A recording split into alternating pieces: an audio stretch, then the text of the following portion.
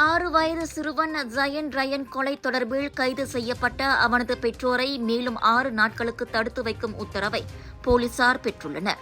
அவர்களை தடுத்து வைப்பதற்கு அனுமதிக்கப்பட்ட 7 நாள் தடுப்பு காவல் முடிவுக்கு வந்ததைத் தொடர்ந்து மேலும் 6 நாட்களுக்கு இந்த கால அவகாசம் நீட்டிக்கப்பட்டுள்ளதாக அவர்களின் வழக்கறிஞரான ஃபாமி அப்துல் மொயின் தெரிவித்தார்.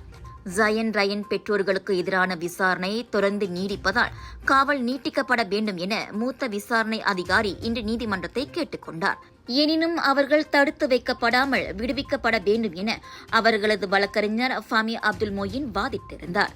இன்று முதல் அடுத்த 6 நாட்களுக்கு அவர்களை தடுத்து வைப்பதற்கு காரணம் இருப்பதாக கருதுவதால் இந்த கோரிக்கைக்கு அனுமதி வழங்குவதாக மேஜிஸ்ட்ரேட் ஐனா முகமது கமால் தெரிவித்தார்.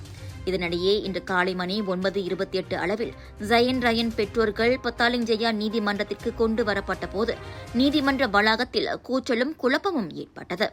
லாக்அப் சீருடையுடன் ஜயன் ரயனின் பெற்றோர்கள் நீதிமன்றத்திற்கு கொண்டு வரப்பட்டதற்கு அவர்களது குடும்ப உறுப்பினர்கள் ஆட்சேபம் தெரிவித்து கூச்சல் போட்டனர். ஜயன் ரயனுக்கு நீதி வேண்டும் என்ற பதாதைகளையும் அவர்கள் நீதிமன்ற வளாகத்தில் ஏந்தியிருந்தனர்.